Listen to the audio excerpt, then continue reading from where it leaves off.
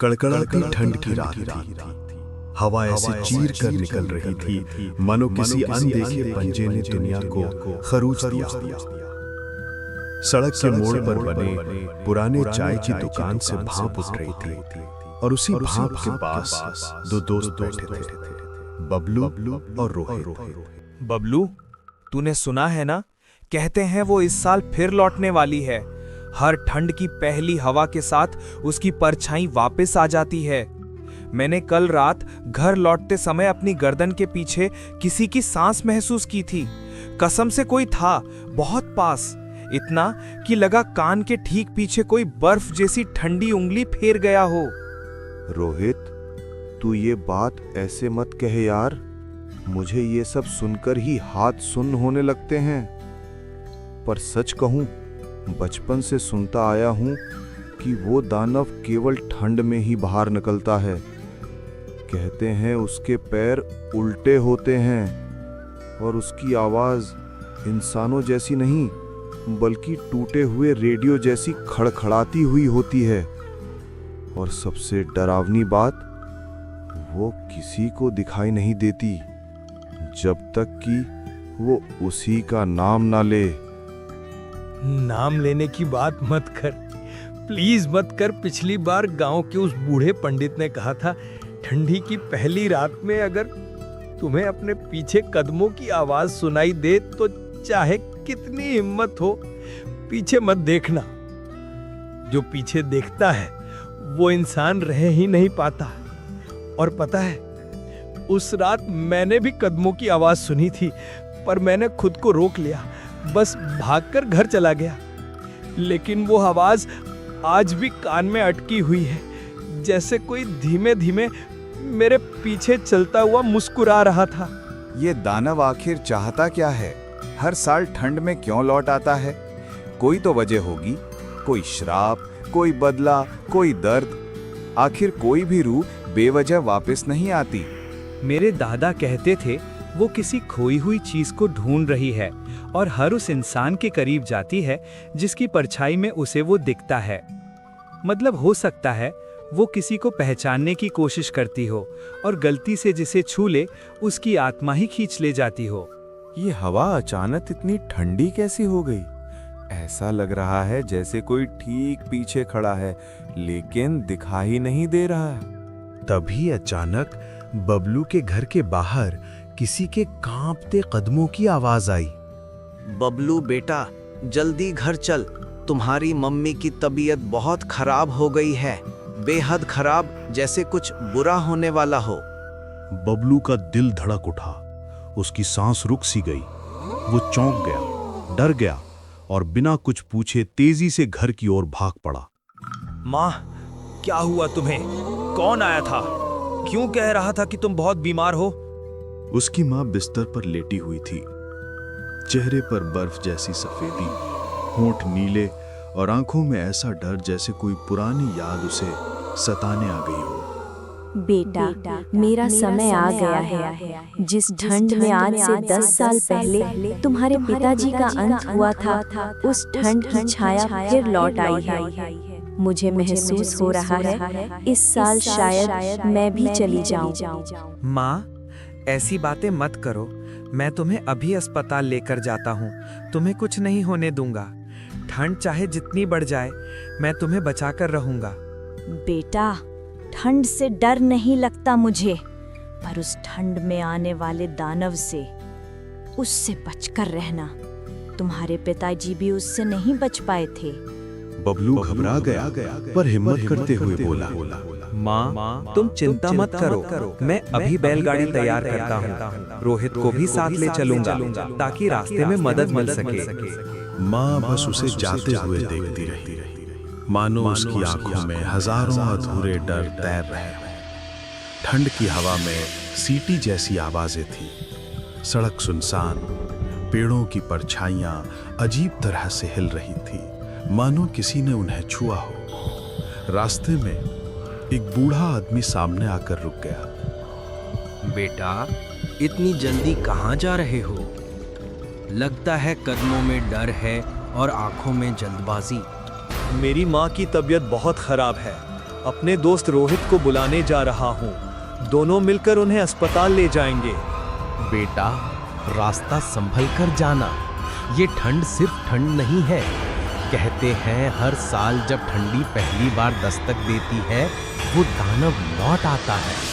कौन सा दानव काका?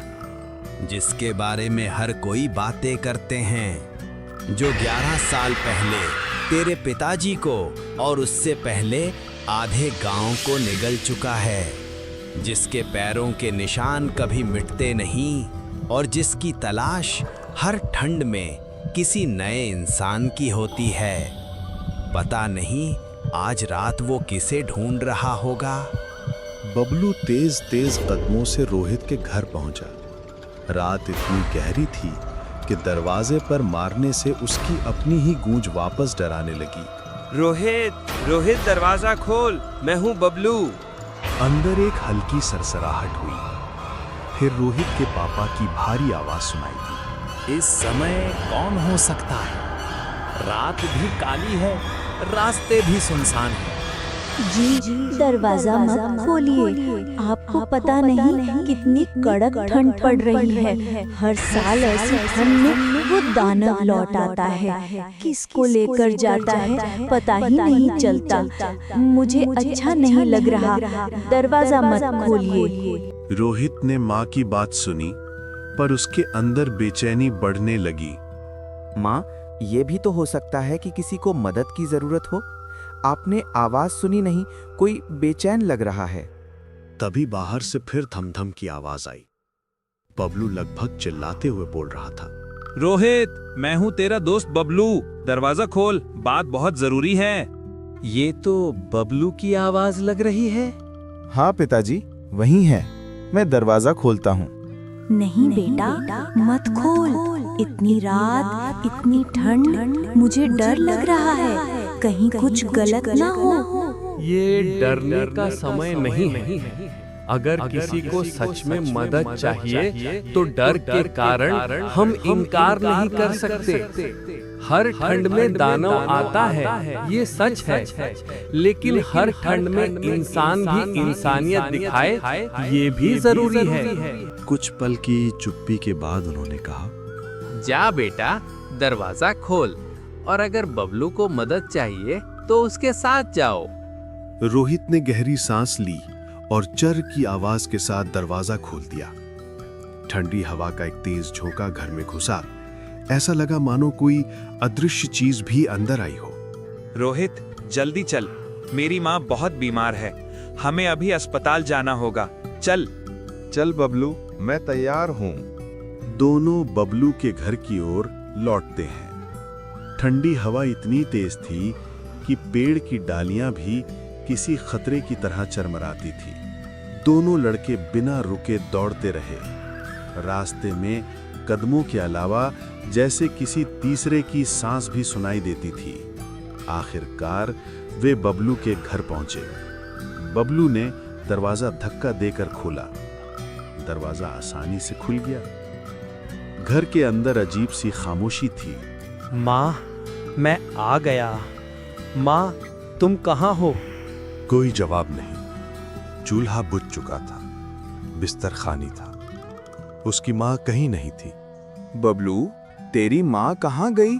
या फिर किसी ने उन्हें बाहर ले गया?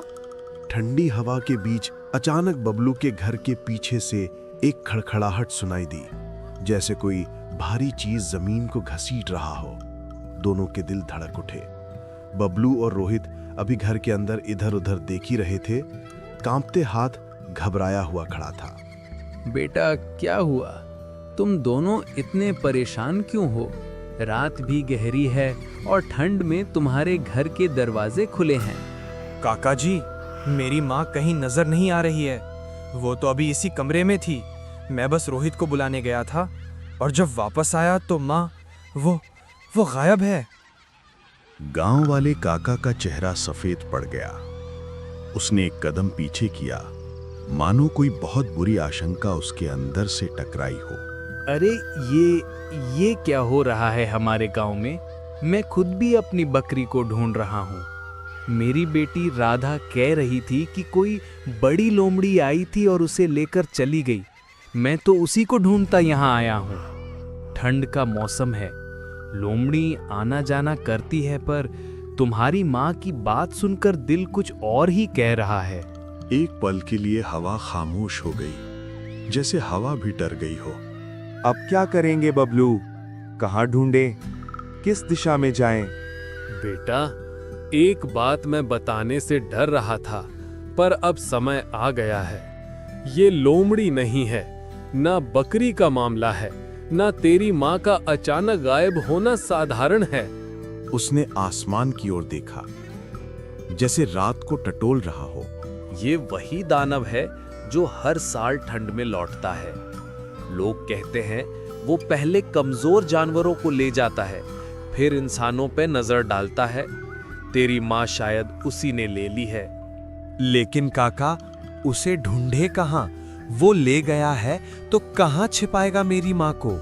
सुना है वो हमेशा सुनसान जगहों पर रहता है, जहाँ इंसान कम जाते हैं, जैसे पुराना पीपल वाला चौराहा, भटियारी घाट की टूटी झोपड़ियाँ, उस सूखी नदी के पास का जंगल और सबसे खतरनाक कच्चे पहाड़ी के नीचे वाली गुफा। हमें इन सब जगहों पर जाना पड़ेगा बेटा। तेरी माँ जिंदा है तब तक ही जब तक दानव उसे देख रहा है। चाहे जैसे हो, हमें ढूंढना ही पड़ेगा। काका जी, देर ना करें, चलो जल्दी अभी चलते हैं। पर याद रखना बेटा, इस रात जो चीजें दिखती नहीं वही ज्यादा खतरनाक होती हैं। तीनों, बबलू, रोहित और गांव का बूढ़ा आदमी तेजी से गांव पार करते चले जा रहे थे। गांव खत्म होते ही एक छोटा सा घना जंगल शुरू हुआ। पेड़ों की टहनियां ठंडी हवा में ऐसे हिल रही थी जैसे जंगल खुद फुसफुसा रहा हो। अचानक सामने एक काई लगी टूटी दीवारों वाली पुरानी बांग्ला हवेली दिखाई दी। रुको, मुझे किसी के चलने की आवाज आई। उन्होंने चारों ओर देखा, पर कोई दिखाई नहीं दिया। ये घर दसों साल से बंद पड़ा है, यहाँ तो कोई आता जाता तक नहीं। दानव की अगली चाल हो सकती है बेटा, संभल कर चलो। चलो, कहीं ना कहीं बबलू की माँ यहीं होगी, दानव उन्हें यहीं लाया होगा। डरों वाले दरवाजे को धक्का देते ही घर के अंदर की बदबू और सीलन हवा में भरी महसूस हुई। दीवारों पर काले धब्बे, टूटी खिड़की और अंधेरा। ऐसा लगा जैसे घर के अंदर कोई गहरी परछाई जगी हो। वे भीतर बढ़ते गए और जैसे ही केंद्र के कमरे में पहुंचे, माँ, ये तो मेरी माँ है। कमरे के बीचों बीच लोहे का बड़ा पिंजरा रखा था। उसकी माँ उसी में बैठी थी, सिर झुका हुआ। माँ, तुम यहाँ कैसे? माँ, जवाब दो। पर उसकी माँ ने जरा भी सिर नहीं उठाया, जैसे बेहोश हो या किसी भय में जम गई हो। अचानक कमरे की हवा भारी हुई, हवेली में हल्का कंपन हुआ और फिर उस दानव की आवाज गूंजी। अच्छा हुआ, एक साथ 4 का भोजन मिल गया आज। तीनों पीछे मुड़े। दरवाजे की दरारों के बीच से एक लंबा, काला, टेढ़े पैरों वाला साया अंदर आया। चेहरा धुंधला, आंखें आग जैसी और आवाज किसी टूटी बांसुरी जैसी खड़खड़ाती। गांव का बुजुर्ग आगे बढ़ गया, कांपते हुए भी हिम्मत करके बोला, तू आखिर चाहता क्या है? क्यों हर ठंड में हमारे गांव को सताता है? क्यों लोगों को उठाकर ले जाता है? हाँ, क्योंकि ये सब तुम लोगों के कर्म का फल है। आज से ठीक 20 साल पहले मैं भी तुम्हारी तरह यहीं का एक साधारण किसान था। मेहनत करता था, बच्चों को पालता था, लेकिन गांव में तुम लोगों ने मेरी हर चीज छीन ली। उसकी आवाज गूंजने लगी जैसे हवेली खुद ही हुई हो। मेरी जमीन हड़प ली, मुझ पर चोरी का झूठा इल्जाम लगाया, और गांव की भीड़ ने मुझे पीट पीट कर मार डाला। मेरी लाश इस जंगल में फेंक दी गई, बिना जलाए, बिना दफनाए। उस दिन की ठंड मेरी आखिरी सांस थी और तभी से हर साल ठंड के मौसम में मैं लौट कर आता हूँ। उन्हीं लोगों को ले जाता हूँ जिनके कर्मों में मेरी चीखें दबी थीं। कमरे में कुछ पल सन्नाटा रहा। हमारी पीढ़ी में से किसी ने गलत किया होगा, लेकिन इन बच्चों का क्या कसूर है? और बबलू की माँ का क्या कसूर? उन्हें जाने दे, मेरा जीवन ले ले, पर इन्हें छोड़ दे। दानव कुछ सेकंड चुप रहा। उसके चेहरे का धुंधलापन धीरे धीरे कम हुआ। आंखें बुझी हुई राख जैसी हो गईं। मैं बदला लेने आया था, मासूमों को खाने नहीं। और ये सच्चाई तुम्हें बताने के लिए इस औरत को लेकर आया था। उसने धीरे से पिंजरे की ओर बढ़कर हाथ फैलाया। लोहे का पिंजरा खुद ब खुद खुल गया। बबलू की मां धीरे धीरे बाहर आई, सांसें कमजोर पर जिंदा। जा बबलू, अपनी मां को ले जा। आज रात मैं किसी को नहीं लूंगा। मेरी आग अब शांत हो गई है, लेकिन याद रखना, अन्याय की ठंड सबसे खतरनाक होती है, वहीं वापस लौटती है, हर बार, हर साल। इतना कहकर दानव धीरे धीरे धुएं की परछाई में बदल गया और हवेली की टूटी खिड़कियों से बाहर निकल गया। तीनों पीछे देखते रहे, पर वो कहीं नहीं था। सिर्फ ठंडी हवा और हवेली की दीवारों पर गूंजती उसकी आखिरी खड़खड़ाहट।